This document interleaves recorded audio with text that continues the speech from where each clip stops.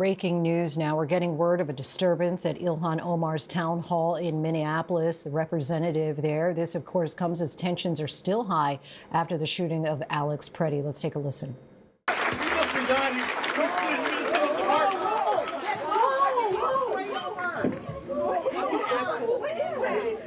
don't know.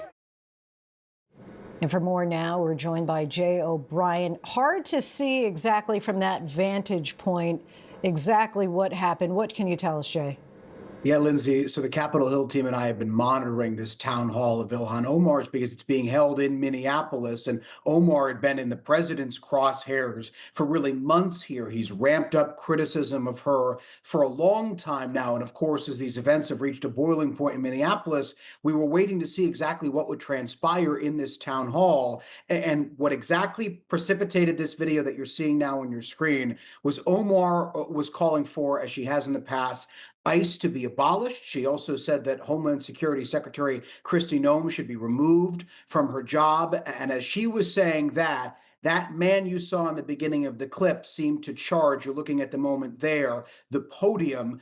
Those in the crowd, according to the audio that we heard of this interaction, say that he sprayed her with something. We don't know what that is, and those in the crowd seem to have not known what that was. The man was immediately detained by what looks like private security. You can see there on the side, and what you don't see in this video is Congresswoman Omar saying that she wants to continue the town hall, and those around her say that they want her to end the town hall. There are concerns for her safety. There are concerns about what exactly may have been sprayed on her. And she says that she wants to continue the town hall. And she says, and I have to bleep the language here, but these bleeping bleep won't stop her, to paraphrase the rest, from continuing her remarks. So as I look here on the feed down here, she is continuing to speak. The town hall goes on, but obviously this flashpoint, this interaction coming really in the early moments of it beginning.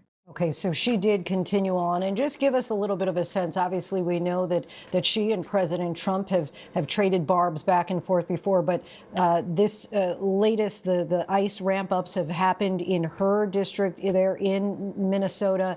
Give us a sense of what her stance is on these ICE raids.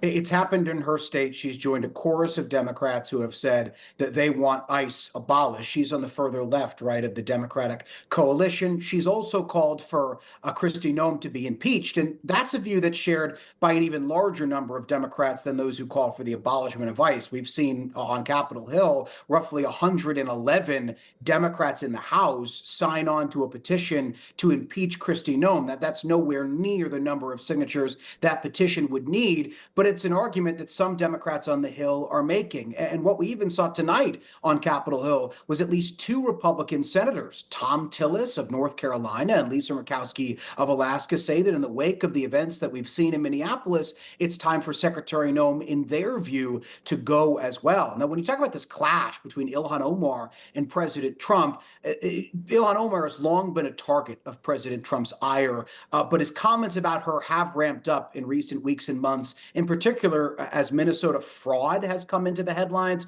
President Trump has repeatedly, without any evidence, tried to link Congresswoman Omar with the fraud scandals in that state, and arguing, again, without any evidence, that she was personally enriched by fraud in that state. So it has created this kind of powder keg of emotion. And what we heard from the gentleman that you saw in the clip there who rushed Congresswoman Omar, as she said that Kristi Noem should not be in office, he said that Congresswoman Omar, should not be in office, as he rushed the podium there. Okay, and Jay, before we let you go, we do have some sound from her after that disturbance. Let's take a look. Everybody settle down.